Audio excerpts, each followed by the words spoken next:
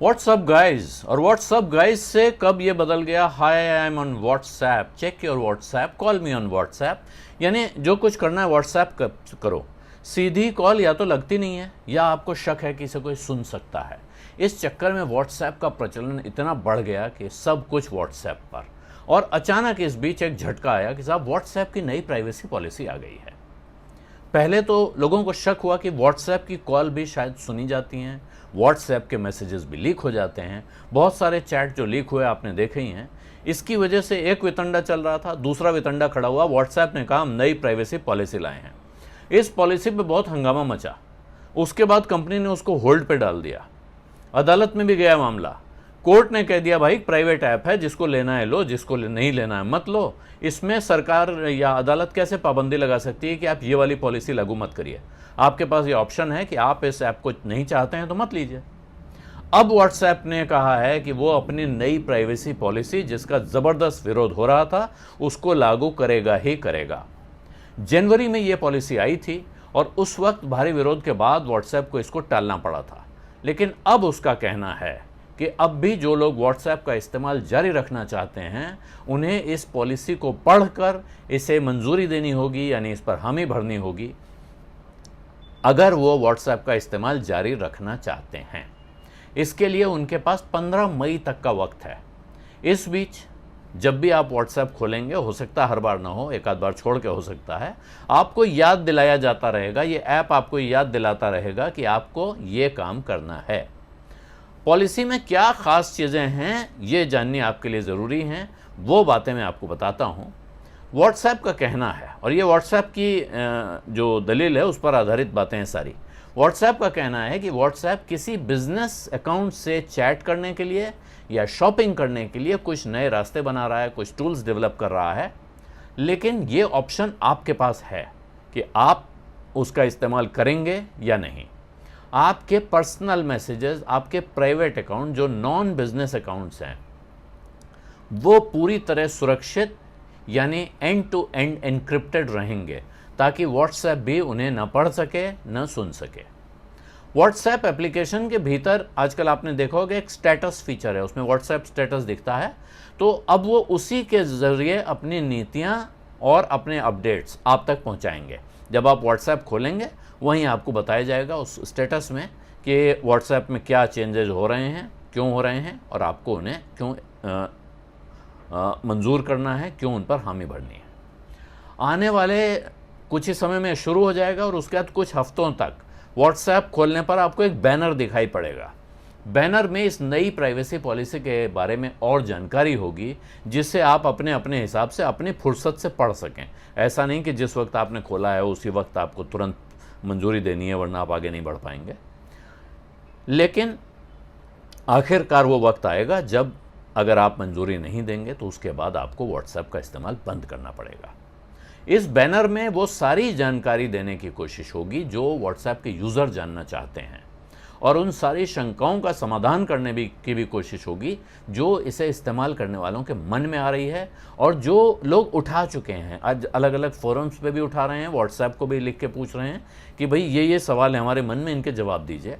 तो ज़्यादातर सवालों के जवाब व्हाट्सएप की तरफ से वहीं दिए जाएंगे, और आखिरकार ऐप लोगों को ये याद दिलाना शुरू करेगा कि आपको नई प्राइवेसी पॉलिसी पर हामी भरनी है, ताकि आप व्हाट्सएप का इस्तेमाल जारी रख सकें। व्हाट्सएप की दलील है कि आप लोगों को ये सेवा मुफ्त मिलती रहे, इसी के लिए वो बिजनेसेस से, कारोबारियों से, कंपनियों से फ़ीस ले रहे हैं और उन्हें व्हाट्सएप पर अपने ग्राहकों से जुड़ने का मौका दे रहे हैं।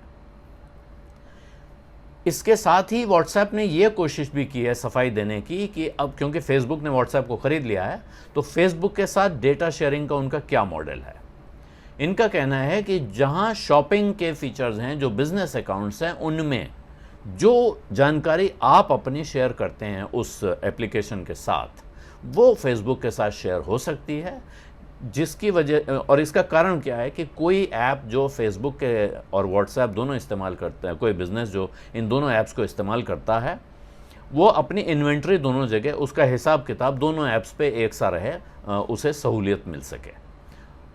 और भविष्य में व्हाट्सएप का कहना है कि ज़्यादातर जानकारी वो अपने एप्लीकेशन के भीतर दिखाएंगे, साफ आप पढ़ सकेंगे, ताकि आप तय कर सकें कि आप कौन सी जानकारी किसके साथ शेयर करना चाहते हैं या नहीं, और आप बिजनेसेस के साथ व्हाट्सएप पर जुड़ना चाहते हैं या नहीं जुड़ना चाहते हैं।